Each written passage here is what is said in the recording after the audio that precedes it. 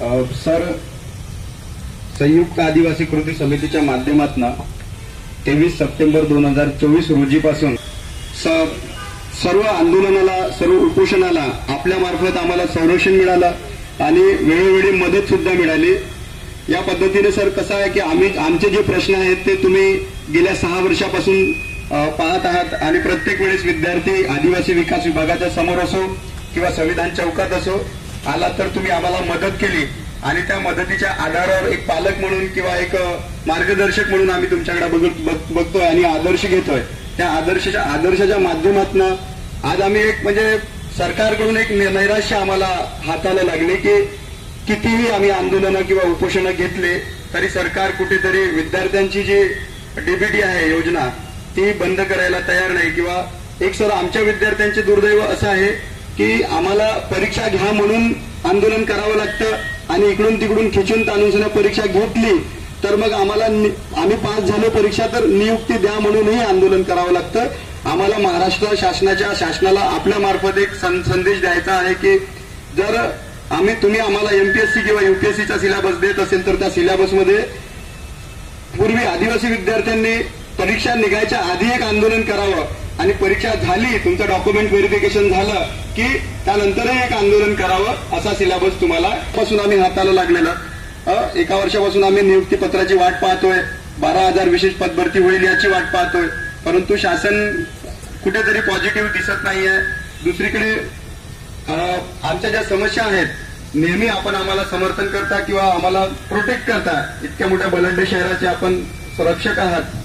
आदरणीय Rahul ji Madane sir, deputy commissioner of police zone 2, मी आपल्याला थोडी विनंती करतो की आमच्या संवेदना आणि या सगळ्या गोष्टींना घेऊन बोलाल आणि आमची जी काही डीसीएम साहेबांसोबत असो किंवा मुख्यमंत्री साहेबांसोबत असो आपल्या मार्फत आमची बैठक होईल आणि आमचे प्रश्न सोडण्यास थोडीशी मदत होईल अशी थोडीशी आम्ही आशा बाळगतो। आज या ठिकाणी आपण जवळजवळ 15 दिवस झालं की हे आपलं उपोषण, साखळी उपोषण सुरू आहे। त्याच्या अनुषंगाने आपण वारंवार आपल्या संयुक्त आदिवासी कृती समिती असेल, आपले डीबीटीचे प्रश्न असतील, पोस्टेजचे प्रश्न असतील किंवा इतर काही शासकीय मागण्या असतील, हे मी बऱ्याच दिवसापासून आपल्या जसं 2 वर्षापासून मी या ठिकाणी काम करतो। आपण हिवाळी अधिवेशन असो किंवा तुमचे होस्टेलचे प्रश्न असो किंवा प्रोजेक्ट ऑफिसरचे काही प्रश्न असतील, त्या ठिकाणचे ऑफिसचे काही इश्यू असतील, अशा ठिकाणी आपण विद्यार्थी किंवा सर्व संघटना वेळोवेळी आंदोलन करता।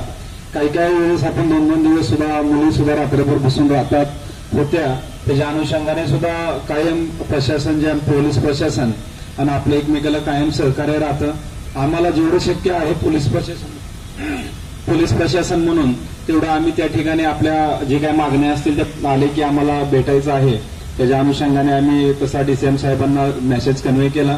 त्यांनी त्याच्या अनुषंगाने आम्हाला बोलवून घेऊन त्या ठिकाणी शिष्टमंडळाला घेतलं आणि त्यांचं काही जे संभाषण त्या ठिकाणी झाले मागण्यासंदर्भात।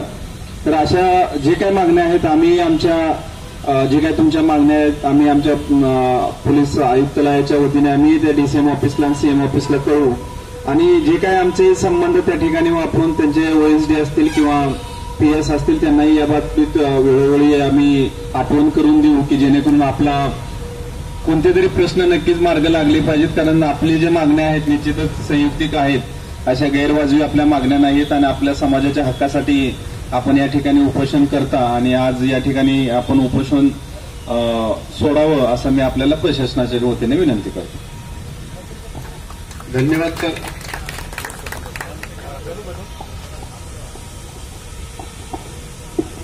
मुख्य समन्वयक ज्यांच्या माध्यमातून हा जो विखुरलेला आमचा आदिवासी समाज होता, ज्या माणसाने पुढाकार घेतला आणि या विखुरलेल्या समाजाला कुठेतरी एका मायेमध्ये गुंफण्याचं काम केलं, आमचे विनोद दादा मोर्चा म्हणजे हे साखळी आंदोलन समाप्तीची घोषणा करतील आणि आपले मनोगत सुद्धा व्यक्त करतील। संयुक्त आदिवासी कृति समिति की तरफ से मैं सभी मेरे आदिवासी वीरों का सबसे पहले तो धन्यवाद करना चाहता हूं, जिन लोगों ने हमारी सामाजिक एकता का परिचय देते हुए एक एकता का परिचय दिया, जिसकी वजह से आज सरकार भी हमारा हालचाल पूछने के लिए आए हैं। Specially thanks to mister Rahul Madane sir ji, जिन्होंने कल भी हमारे नेतृत्व में डीसीएम साहब ने हमको बहुत सीरियस तरीके से लिया, क्योंकि आंदोलन की शुरुआत करते हुए नागपुर में ही हमारे मुख्यमंत्री साहब रहने की वजह से इत्तेफाकन हमारी प्रेस कॉन्फ्रेंस जब थी उस समय हमारी डीसीएम साहब के साथ में मुलाकात हुई थी। तो सबसे पहला निवेदन हमने डीसीएम साहब को दिया था और उन्होंने हमको आश्वासन भी दिया था कि आपको ऐसा कोई करने की जरूरत नहीं है, हमारी सरकार आपके साथ में है। लेकिन जिस तरीके से शिंदे साहब धनगर को लेकर जो समितियों का निर्माण कर रहे थे, तो कहीं ना कहीं हमको अपने अस्तित्व, अपनी खुद की रक्षा और अपनी पहचान दिखाने के लिए हमको एक आंदोलन की भूमिका लेनी पड़ी। आंदोलन की भूमिका लेने की वजह से कम एक बहुत अच्छा बेनिफिट ये है कि आज हमारा पूरा आदिवासी समाज, मेरे को ये बताते हुए आप सभी को फक्र हो रहा है, खुशी हो रही है कि ये संयुक्त आदिवासी कृति समिति का ये जो आंदोलन यहाँ से शुरू हुआ, ये आंदोलन आज पूरे महाराष्ट्र में शुरू है।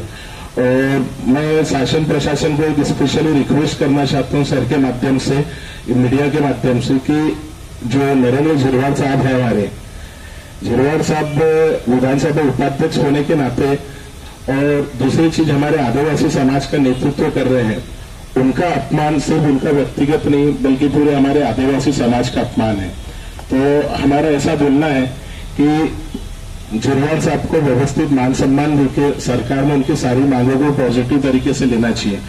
हम डीसीपी साहब के सामने या देवेंद्र भाऊ के शब्दों का मान रखते हुए आज हमारे आंदोलन को स्थगिति जरूर दे रहे हैं, लेकिन मैं सभी मेरे आदिवासी समाज बांधवों से एक निवेदन भी करना चाहता हूं कि पूरा समाज, पूरा आदिवासी समाज हमारे झिरवाल साहब के साथ में है। वो अपने आप को कि हमारी मांगों को व्यवस्थित रूप से, क्योंकि देवेंद्र भाऊ ने बोले कि आचार संहिता लगने के पहले मैं सूरा बर्डी की भूमि पूजन कर दूंगा, मतलब बोलने को उन्होंने अपनी सारी मांगों को पॉजिटिवली लिया और हमको देवेंद्र भाऊ पर विश्वास है, हम उनसे उम्मीद करते। लेकिन साथ ही साथ में एक रिक्वेस्ट भी है कि झिरवाल साहब हमारे सीनियर हैं, एक पक्ष के नेता नहीं, एक हमारे सामाजिक रूप से वो हमारे पालक है और हमारे पालक का इस प्रकार से अपमान हम में से कोई भी आदिवासी समाज का इंसान बर्दाश्त नहीं करेगा। तो हमारा यही बोलना है कि शासन ने हमारे झिरवाल साहब से माफी मांग के उनको उचित मान सम्मान के साथ में एक अच्छे व्यक्तिगत रूप से उनके साथ में सामाजिक विषयों पर चर्चा करके उसका सॉल्यूशन निकालना चाहिए। तो मैं लटना साहब का और देवेंद्र भाऊ का शुक्रिया अदा करते हुए ऑफिशियल रूप से हम हमारे आंदोलन की स्थगिति का घोषणा करता हूं। और साथ ही साथ ये भी एक बात बोलना चाहता हूं कि अगर हमको ऐसा लगेगा कि हमारे शब्दों का मान नहीं रखें तो आंदोलन शायद हमको वापस शुरू करने की जरूरत पड़े। और मेरा सारा सामाजिक एक आह्वान है कि कृपया करके संगठित रहिए, एक रहिए, क्योंकि हमारी एकता से ही हमारी सुरक्षा है, हमारी एकता से ही हमारी रक्षा है। क्योंकि ये जो जंग है ये हमारे परिवार, हमारे बच्चे, हमारे आत्मसम्मान, हमारे मान सम्मान बचाने के लिए है। तो मैं सभी से निवेदन करूंगा एक बार जोर से, जय सेवा, आदिवासी एकता, एक पेड़ एक कमान। धन्यवाद सर। मैं सभी से निवेदन करूंगा 2 मिनट के लिए। एक साथ सावधान होंगे, सावधान। एक साथ राष्ट्रगीत शुरू करेंगे, शुरू कर।